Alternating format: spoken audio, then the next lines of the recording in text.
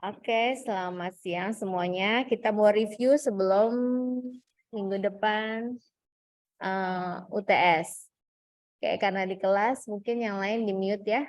Kita biar dengar dari suara saya aja.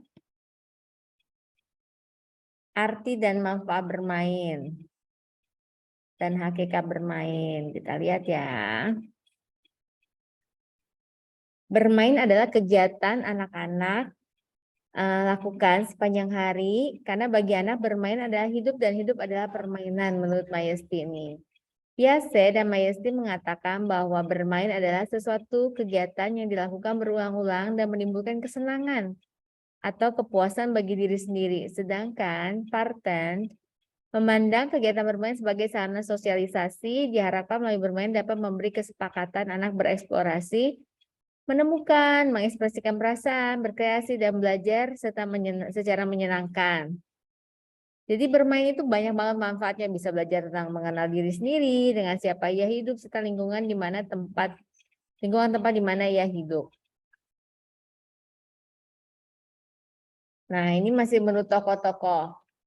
Menurut Dr. dan Fleur, dalam Nurani berpendapat bahwa bermain merupakan kebutuhan bagi anak karena melalui bermain anak akan memperoleh pengetahuan yang dapat mengembangkan kemampuan dirinya. Bermain merupakan suatu aktivitas yang khas dan sangat berbeda dengan aktivitas lain seperti belajar dan bekerja yang selalu dilakukan dalam rangka mencapai suatu hasil akhir. Jadi kalau nanti kalian ngajak anak bermain, anaknya stres, itu berarti bukan bermain. Karena kalau bermain itu intinya fun, anaknya happy.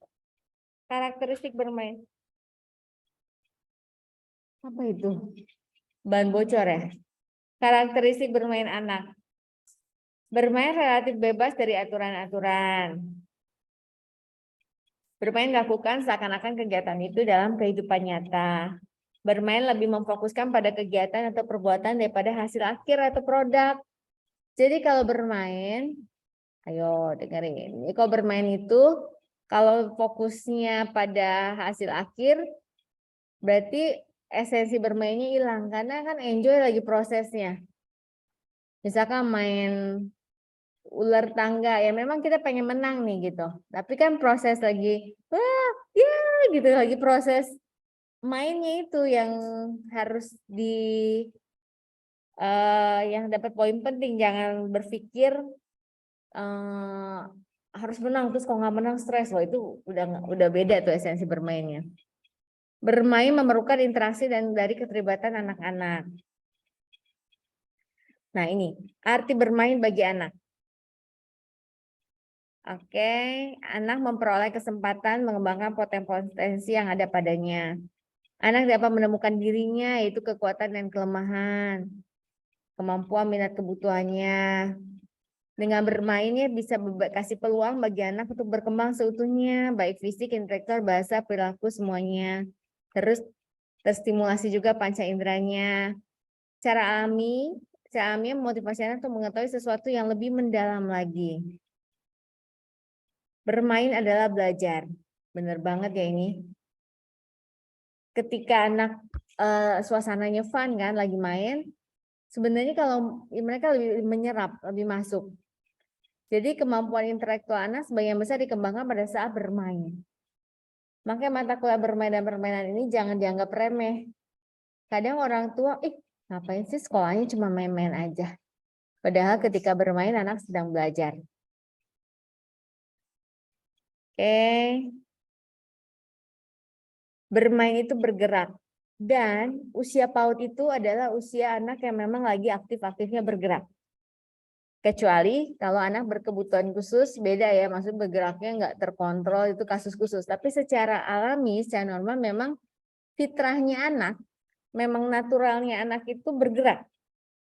Jadi kalau justru anak PAUD dipaksa harus duduk 3 jam, 2 jam di kelas, 1,5 jam duduk aja ngerjain aktivitas tapi duduk nggak boleh bergerak sama sekali, itu sedang menzolimi anak. Karena memang pada fitrahnya anak itu memang kebutuhannya lagi bergerak. Jadi ketika bermain itu bergerak. Dengan bergerak, anak bisa merangsang motorik kasar halus, keseimbangannya, panca inderanya, bisa kepercayaan diri dan Kalau mereka seimbang, otaknya juga seimbang. Coba di sini yang nggak pernah olahraga siapa? Nggak pernah olahraga.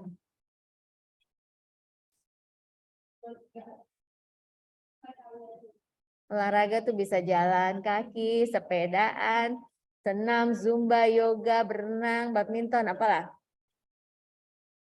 Jarang. Nah, coba bayangin, kalian coba rutinin gerak ya. Kalau bergerak, otak itu lebih fresh dibanding kamu diam aja mager. Kalau orang yang rajin bergerak itu lebih kelihatan vitalitasnya, kelihatan energi gitu, nggak lemes-lemes. Ini, kalau yang ini kelihatan lemes-lemes gimana nih? Ayo, kalian udah umur segini gitu, maksudnya udah apalagi anak-anak kecil, kalau misalkan dari kecil aja udah males bergerak, nggak difasilitasi bergerak, wah bahaya. Tapi semoga waktu kalian kecil kalian aktif bergerak ya. Oke, bermain itu selain bergerak, bermain itu membentuk perilaku.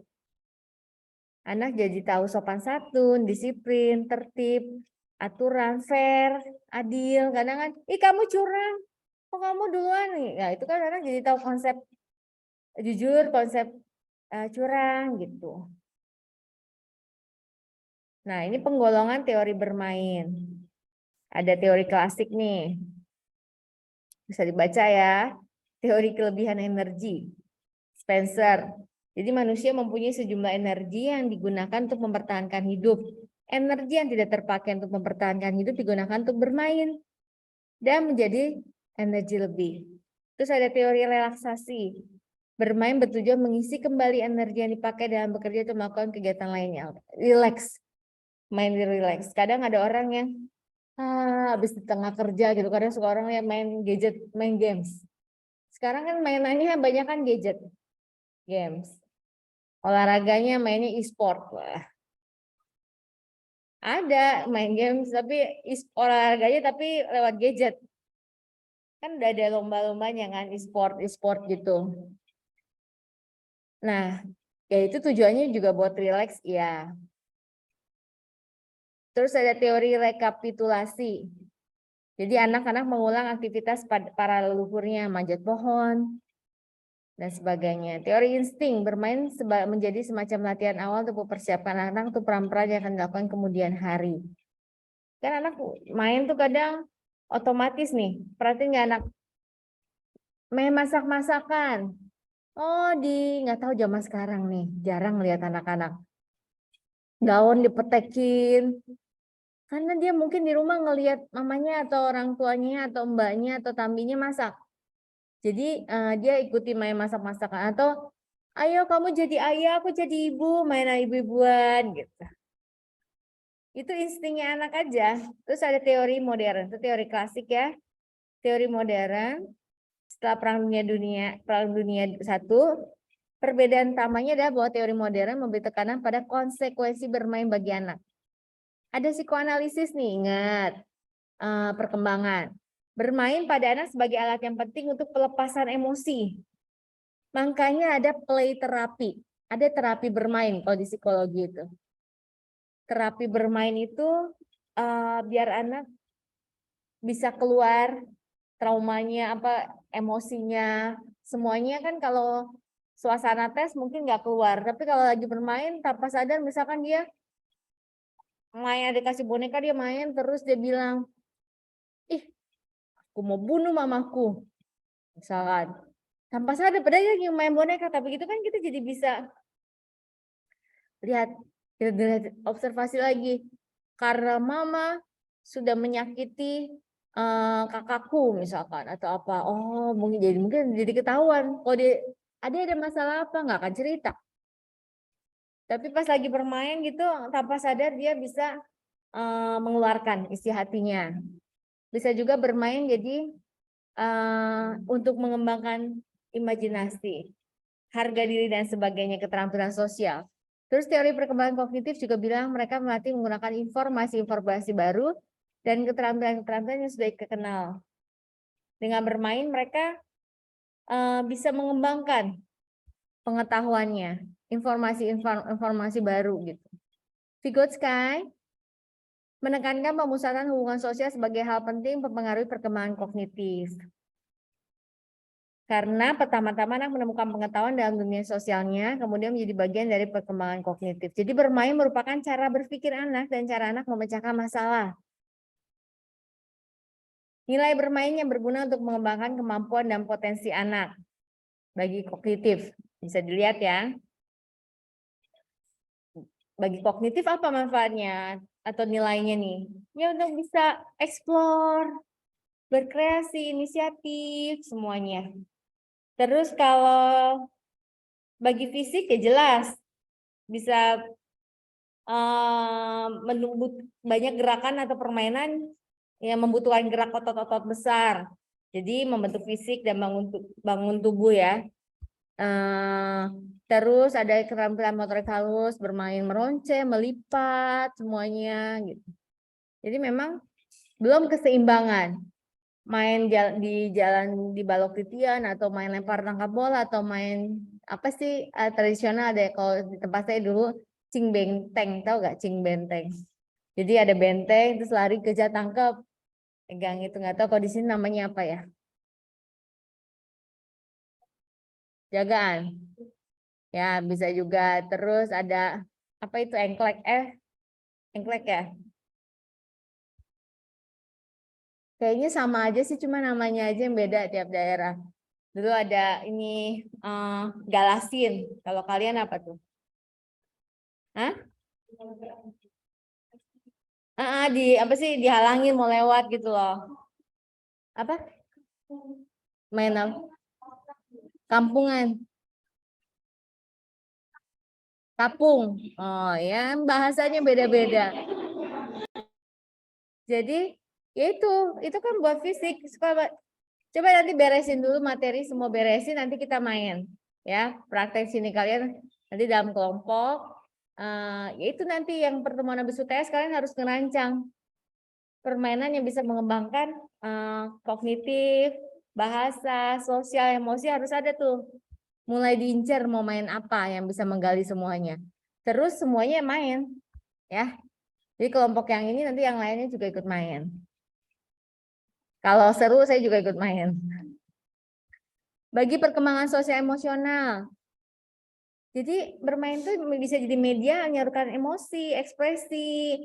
Ya kayak tadi ada anak yang mungkin ada masalah, ada trauma, ada kesedihan, tapi dengan bermain dia main, misalkan dia lagi kesel nih, terus dikasih plastisin atau dikasih lilin malam ya, tahu yang bakal bentuk-bentuk.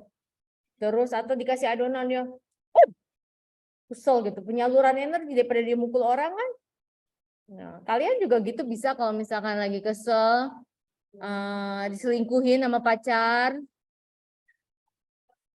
atau ini jangan ngomel-ngomel nggak jelas, ya main aja misalkan pakai apa, bikin aja adonan donat, jadi tuh keselnya jadi ada produknya gitu, jadi donat enak gitu daripada marah-marah bikin status kayak gitu kan.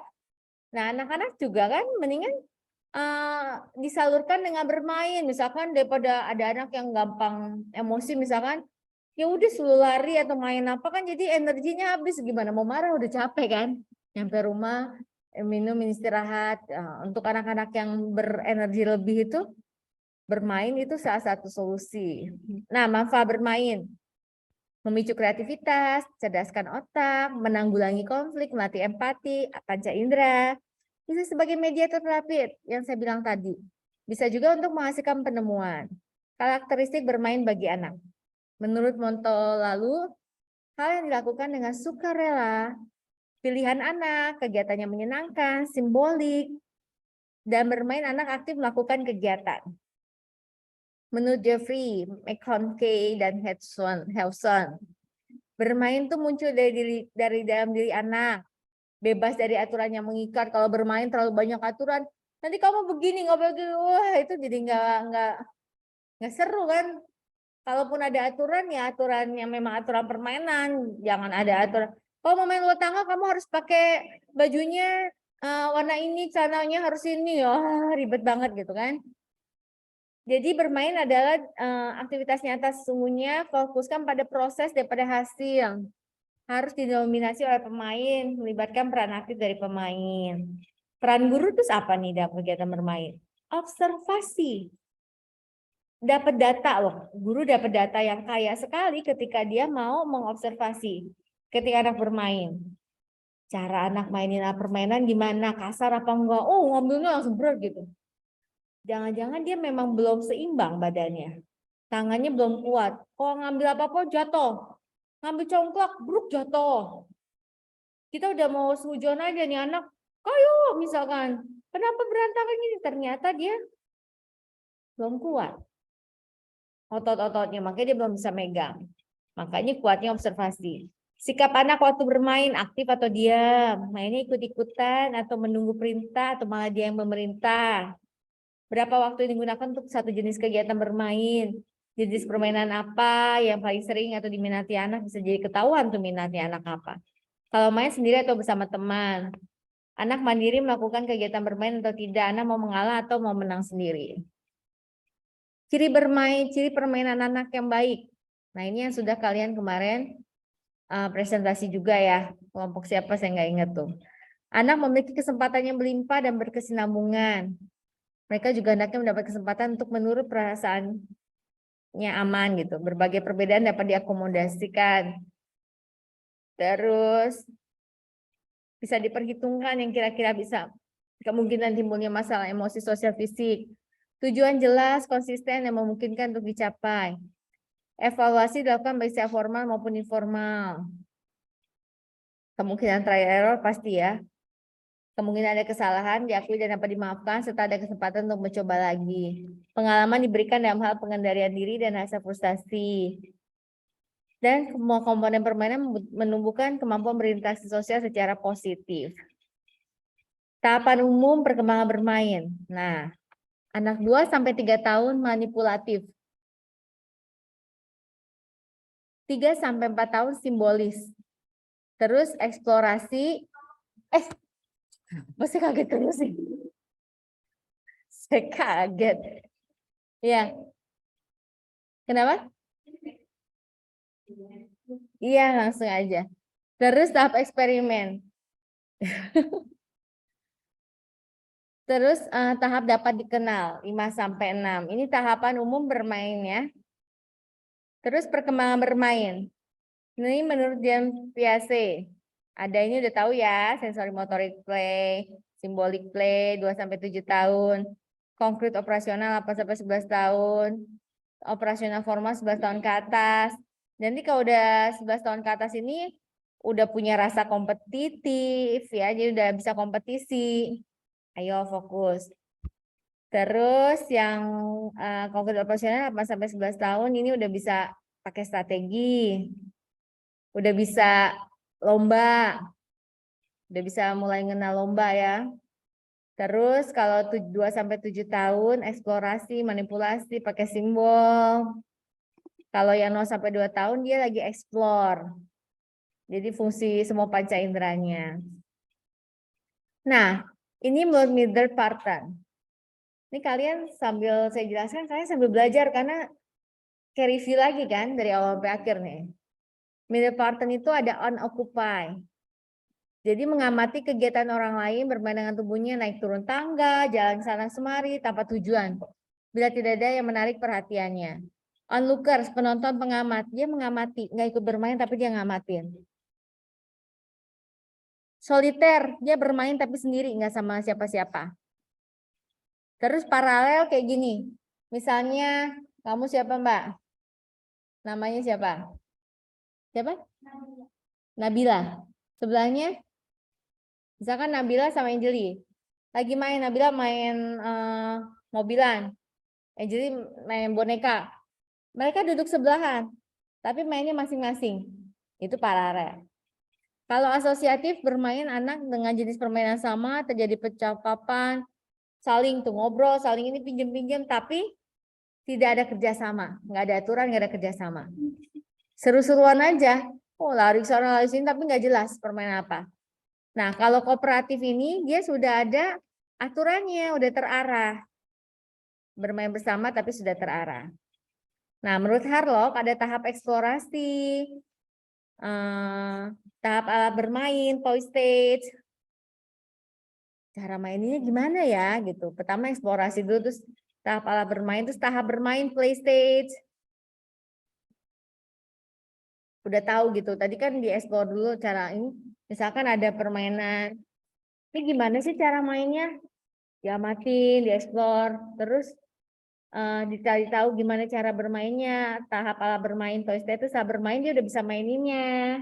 Terus daydream state itu tahap melamun, anak sudah merasa besar dan tidak cocok dengan bermain mobil-mobilan kayak gitu, udah mulai main misal boneka bukan dimainin tapi jadi tempat curhatnya misalnya. Tahap-tahapan anak ya. Terus ada Smiansky sama Sevatia, bermain fungsional atau praktis play, bermain praktis, diulang-ulang lah, sederhana masih. Anak sampai usia 2 tahun terus bermain membangun konstruktif, balok-balok, khayal, dramatisasi kayak bermain peran, terus bermain dengan aturan, ada rules-nya. Kreativitas anak TK dalam bermain. Ada 4 alasan. Berkreasi untuk mewujudkan dirinya, kemampuan berpikir kreatif, dimungkinkan dapat melihat berbagai macam penyelesaian suatu masalah. Bersibuk diri secara kreatif akan memberikan kepuasan bagi individu. Kreativitas memungkinkan manusia meningkatkan kualitas hidupnya. Nah, tujuan pengembangan kreativitas anak di TK. Mengenalkan cara mengekspresikan diri melalui hasil karya dengan menggunakan teknik-teknik yang dikuasainya. Mengenalkan cara dalam menemukan alternatif pemecahan masalah, membuat anak memiliki sikap keterbukaan terhadap berbagai pengalaman dengan tingkat ketentuan dan toleransi, membuat anak memiliki kepuasan diri. Duduknya benar, Mbak. Oke. Posisi kalian itu kelihatan kalian memang mau belajar atau enggak. Ya. Kalau kalian dengerin ini, kalian sambil mereview, jadi nggak buang-buang waktu juga. Nanti kalian ulangin lagi, dengerin lagi. Makanya saya record biar kalian bisa ngulangin lagi, belajar lagi. Membuat anak kreatif yaitu anak yang memiliki kelancaran mengemukakan gagasan atau pendapat, kelenturan untuk mengemukakan berbagai alternatif pemecahan masalah. Ini lagi bahas kreativitas ya. Terus originalitas dalam menghasilkan pemikiran-pemikiran, elaborasi dalam gagasan, gimana menggabungkan gagasan ide-idenya, keuletan dan kesabaran atau kegigihan dalam menghadapi rintangan dan situasi yang tidak menentu. Itu tujuan pengembangan kreativitas anak di TK melalui bermain. Peran dan tanggung jawab guru nih. Kalian kan calon guru dalam pengembangan kreativitas anak. Sebagai model, fasilitator, mediator, inspirator bagi anak dalam usaha memunculkan perilaku kreatif. Kemampuan menerima keunikan individu, nggak usah banding-bandingin anak. Terus bersedia menerima cara pandang anak, terus kemampuan menyediakan program-program menantang anak untuk bereksplorasi. Nah, ini perkembangan anak dalam bermain, bisa dibaca ya. Fisik, motorik, emosi, sosial, intelektual, moral. Ini yang nanti ada di tugas kalian. Harus bikin permainan yang seperti itu ya, bisa mengembangkan aspek-aspek. Nah, ini contoh-contohnya, nanti bisa dilihat sendiri. Tahap perkembangan usia 2-3 tahun, kemampuan motoriknya apa nih? Bisa lari, jinjit, bisa jungkir balik, guling-guling, melempar, rebut, mainin koordinasikan tangan, jari. Terus anak 2-3 tahun kemampuan kognitifnya kemampuan berpikir dan mengamati. Mencocokkan benda, mulai membentuk pola, bisa ngitung secara spontan. Ya, bisa dilihat sendiri nih. Terus anak usia 2-3 tahun yang kemampuan bersosialisasi dan bahasa. Ini penting karena nanti kalian harus bikin rancangan bisa menstimulasi sesuai. Jadi nanti kalian bikin tugasnya mau rancang buat anak usia berapa. Nanti aspek apa aja yang mau dikembangkan melalui permainan yang nanti kalian rancangkan. Ya, ini makanya nanti dipelajari lagi. Anak 3-4 tahun juga bisa dilihat sini kemampuan kognitifnya apa nih. Jadi nanti kalau mau bikin permainan yang kira-kira bisa menstimulasi indikator-indikator ini. Terus kemampuan motorika saat 3-4 tahun juga. Terus 3-4 tahun kemampuan motorik halusnya apa? Bisa meniru lipatan, mewarnai dan sebagainya. Terus kemampuan tahap perkembangan anak usia 3-4 tahun ini bisa dilihat juga kemampuan sosialnya. Kemampuan bahasanya ini saya nggak bacain ya, nanti baca sendiri. Nanti kalian bisa screenshot kalau ini. Nah, 4-6 tahun kemampuan motoriknya. Kemampuan motorik 4-6 tahun juga. Oke, itu ya. Kemampuan kognitifnya, kemampuan bahasa sosial. Nah, ini pengaturan lingkungan. Yang kemarin juga sudah di ini ya. Prinsipnya tingkat perkembangan anak. Jadi ngatur ikutin usia perkembangan anak, stimulasi perkembangan anak, menghindari anak dari cedera, aman. Yang pasti harus aman. Informasi yang berkaitan dengan anak yang akan mengikuti kegiatan belajar. Kegiatan harus dilakukan anak yang berkaitan dengan tujuan khusus yang hendak dicapai. Perencanaan harian, kesehatan, keamanan, keindahan informasi, dan stimulasi. Nah, ini lingkungan bermain ditata sedemikian rupa. Ini bisa langsung beres nih, materi 1 semester nih. Dalam siang hari ini. Jadi, kalian harus bisa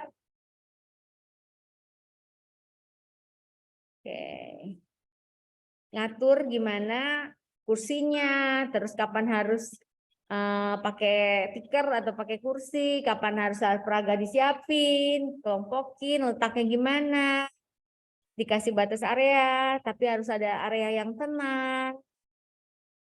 Maksudnya kalau ada perpustakaan tempat ruang baca, tapi di situ anak main teriak-teriak kan nggak tenang, jadi harus diatur pencahayaannya juga, supaya guru juga enak bisa ngawasin semuanya, itu namanya pengaturan lingkungan.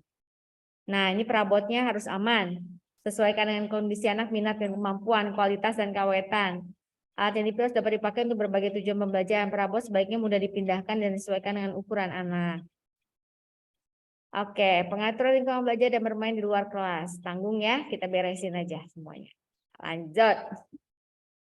Oke, ini contohnya. Lingkungan bermain di luar kelas membutuhkan area yang luas. Kurang lebih 70 meter persegi per 15 anak.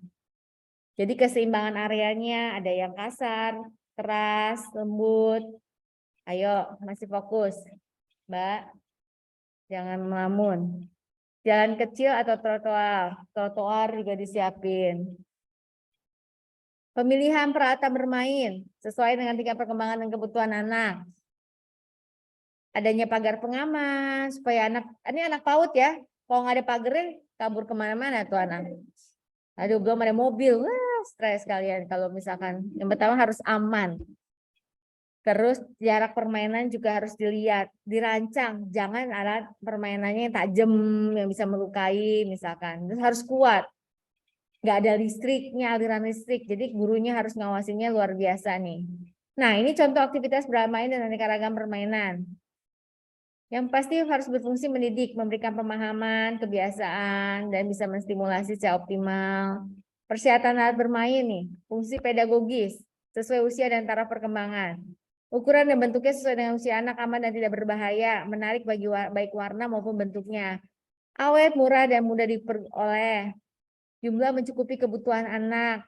Jangan anaknya 40 atau 50, tapi mainnya cuma 1 misalkan. 1 mainan kecil lagi. Nggak beracun, nggak runcing, nggak tajam, pokoknya aman lah ya. Bisa menstimulasi anak atau mendorong anak untuk bisa melakukan penemuan-penemuan baru atau eksperimen. Nah, ini permainan manipulatif. Apa sih intinya manipulatif? Manipulatif itu gerak manipulatif, gerak tubuh yang menggerakkan serta mengontrol gerakan otot-otot kecil. Jadi main Lego, ya. Kalau main kuku itu bukan manipulatif. Itu bosan. Kalian nih di sini Kelihatan yang fokus sama enggak, yang masih ada semangat atau enggak. Nih, ala permainan manipulatif jangan sampai nggak ngerti. Apa sih manipulatif? Manipulatif itu yang melibatkan gerakan tubuh, mengontrol gerakan otot kecil yang terbatas di tangan, seperti memegang pensil, meronceng, menggunting kertas, main balok, Lego, itu masih masuk manipulatif. Kalau manipulatif itu biasanya tenang, karena anak anteng gitu main di meja sendiri, bangun-bangun sendiri, atau table toys gitu.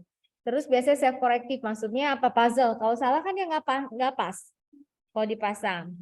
Ya, ini permainan manipulatif tanpa sadar ada pengaruh untuk nanti anak baca tulis itu. Permainan balok ini yang tadi ya, itu juga sebenarnya masuk permainan manipulatif, tapi ini permainan balok dipisahkan secara khusus. Karena kalau yang sentra-sentra biasanya ada sentra balok. Saat bermain balok, anak bebas mengeluarkan dan menggunakan imajinasinya di TK. Ini kalian kan lagi PLP kan? Nah, di TK bisa sambil observasi tuh. Bermainnya seperti apa? Bisa buat nyari ide kalian kan nanti buat tugas kalian tuh. Oke, selesai. Selesai kita 1 semester materi selesai. Saya lagi sakit tenggorokan, tapi akhirnya selesai juga.